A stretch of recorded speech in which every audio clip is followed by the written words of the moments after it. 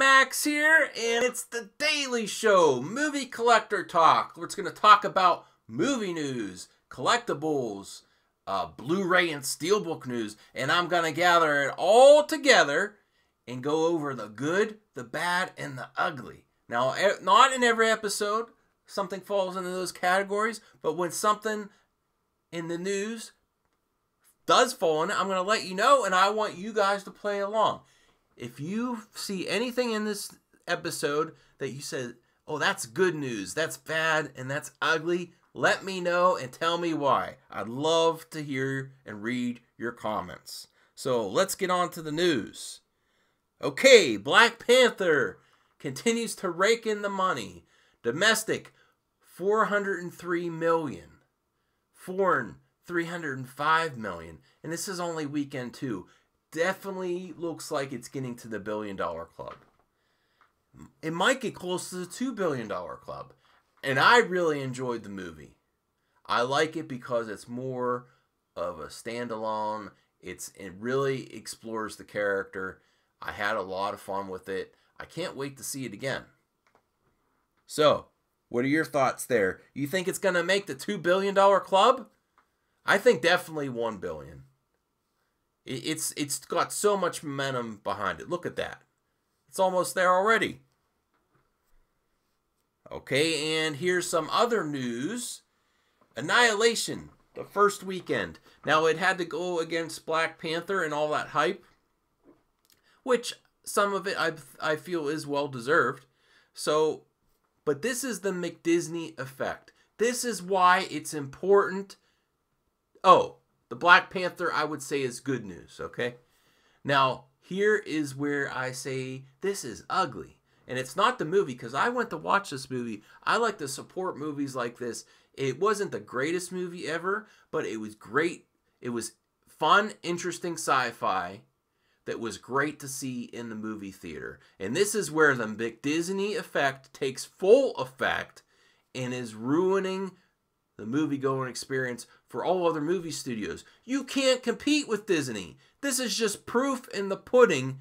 As much as Black Panther was a great movie, if Disney staggers all their films across the whole year, there's nowhere to put a good blockbuster movie of your own. Now, I'm not saying Annihilation was going to make big money, but you didn't make as nearly as enough as it should have. And it was a very interesting movie. I highly recommend it. It takes chances, and things happen in it.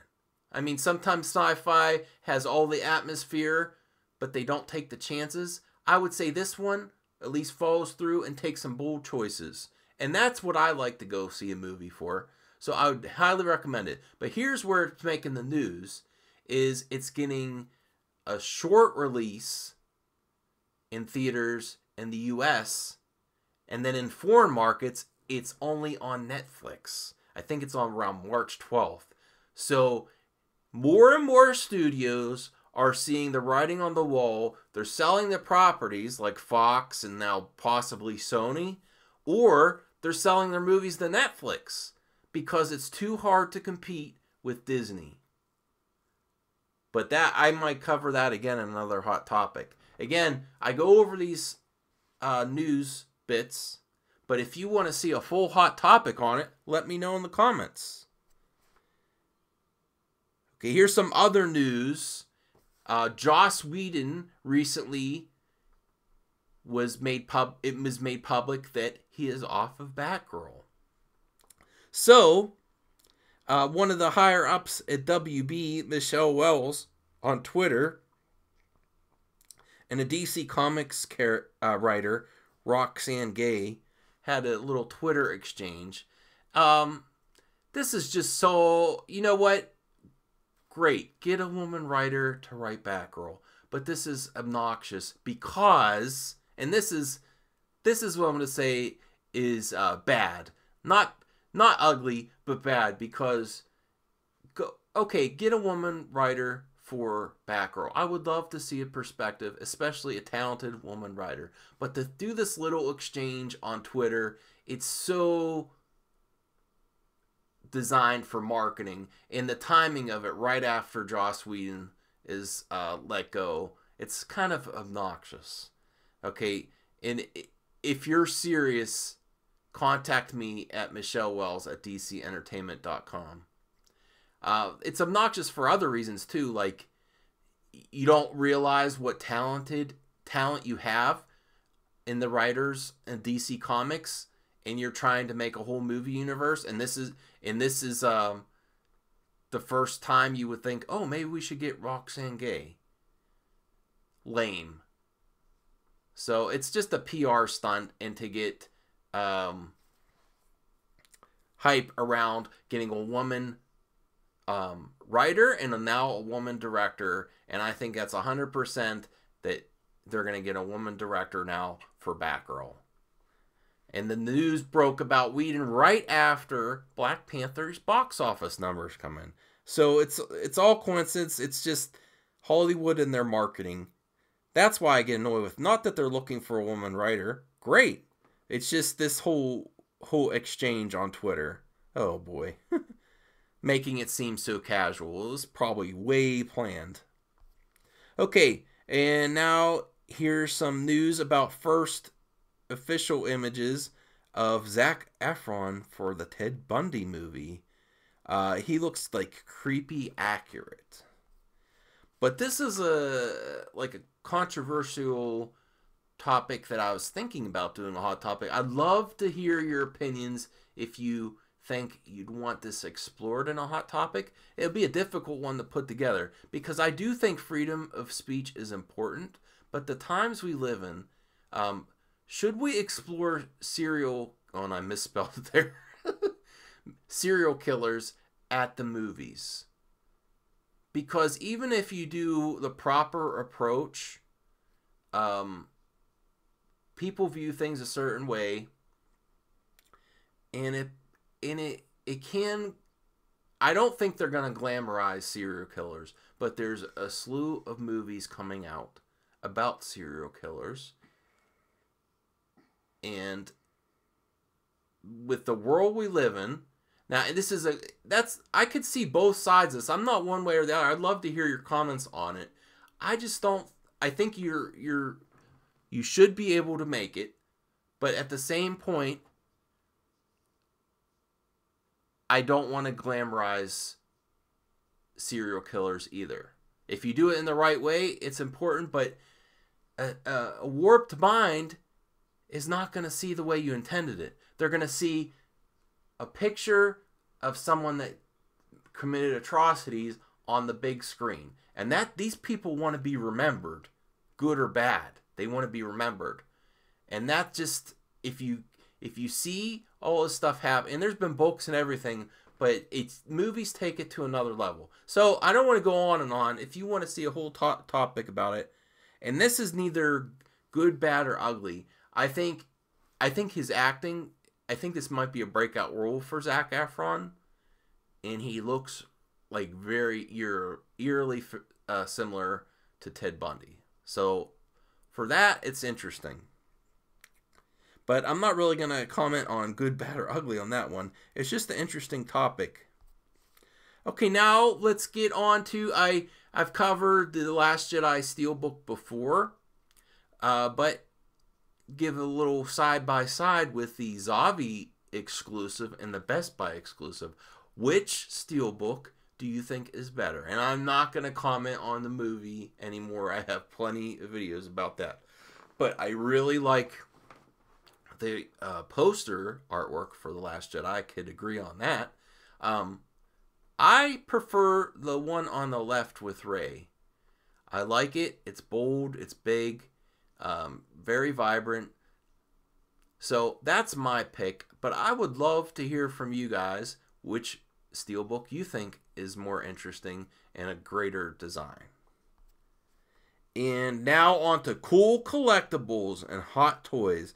And this was a surprise because Deadpool is getting another Steelbook. And this is a Zavvi exclusive, I believe. And it's far superior than the original Steelbook, in my opinion. I love that he's doing the heart symbol with Deadpool. I love the illustration, the style, the back, and then the opening the steelbook with him in action and the bullet. It's great steelbook to me. If you haven't purchased this movie, this is a great time, especially with Deadpool 2 coming out. So really cool collectible. Okay, now something I don't know much about, but another I need to catch up on some DC anime movies. How about you guys? Have you been enjoying them? I know the DC live action movie universe is a mess right now. What do you guys think of the DC anime movies? And that's actually a great question. Maybe I'll give you a shout out if you answer. What's your favorite DC animated movie? And can you recommend? There's a lot of them. Recommend a few to me, because I'm gonna try to catch up on some. I want to watch a few. I'm interested in this Batman Ninja. I'm not expecting a lot from it. This figure looks cool. They have a figure out, I believe, is out now. And here's something cool. I don't really get into like normal, basic, mass market action figures from Hasbro. I kind of like the more detailed, more articulated action figures that I've been getting into. But this one is really cool with Ghost Rider and his bike. Really cool set. I thought it was worth showing. So it's definitely a cool collectible for me there. And then Toy Fair happened. And Mezco, I've been really following Mezco lately. Here is a John Wick 112 action figure. And it looks really cool. And I hope they already have the mold of him. I hope they just go with a Neo too now. Because I like John Wick, but I really want a Neo 112 figure. And then here is the Batman. There's so many Batman 112 action figures. And I believe this one was a Toy Fair exclusive. This is a cool collectible, but I'm going to put it on the ugly. Because you know why? All those people that get to go to Toy Fair, they sell them on, well, not all of them, but there's a lot of them on eBay now for very big bucks. And that's just not right. I can't stand when people that are in a privileged position exploit the situation to make a lot of money. And they were going for a lot of money on eBay. And it was these Toy Fair exclusive 112. So that's lame to me.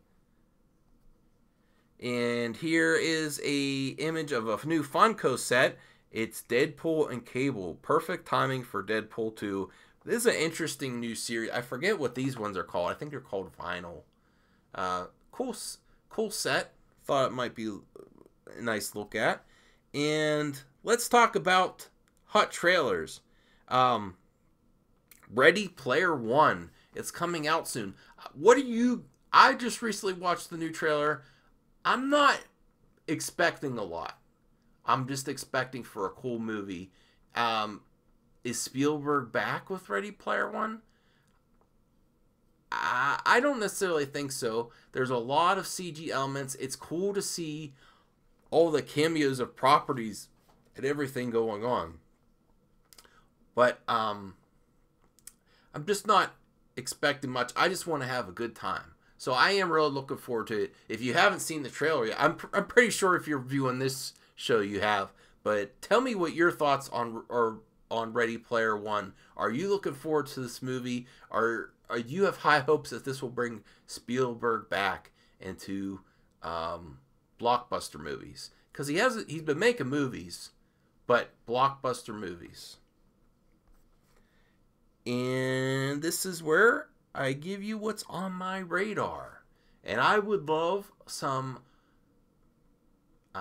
opinions and ideas of what's on your radar. I'm always looking for a good recommendation. And if I use it, I could give you a good shout out in a new episode. And I'm trying to do the daily show more often.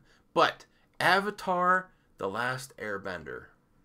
Great series. I want to revisit it soon. And this is a great opportunity. The complete series is coming out on Blu-ray. I would love if they made an awesome steelbook. Maybe with something similar to that box design with the slipcover. But if you haven't checked it out, I think it's on par with the original trilogy of Star Wars. I think it's that important, and it's a shame that we got such a horrible movie with M. Night Shyamalan movie, because we deserve better, and the series deserves better. Also with Korra, I would love to see it revisited. It's doubtful though, because it doesn't. I think the series is high quality, but also with these kids properties, a lot of it depends on toy sales. I don't think the toys sold well. So even though it's highly regarded, the movie was a bomb because it was bad, and the toy sales aren't very good. So, well, we always have what was already produced. So Avatar: The Last Airbender and Korra. If you haven't checked it out, definitely. I would love to see another shot at a movie series. What are your thoughts there? And this is where I give the shout out of the episode, and this is from Senior Woods. So remember, guys, if you are planning to make a sci-fi epic, make it with toys in mind. And that's another way The Last Jedi failed. They didn't have the epic action sequences. New vehicles were in the movie, but they didn't do much. The crate scene, it had it all set up and not much happening with those new walkers and the ships that they were flying towards the walkers. It just was anticlimactic. So, great comment. Yeah, I mean, they shouldn't drive the plot of the movie, but you got to keep them in mind when you're creating a movie too, especially with a blockbuster movie, and especially with Star Wars, because George kept that in mind. So thanks for your comment. And that really wraps it up. That's the end of the show. I would appreciate any comments. I appreciate you watching. Have a great one, guys.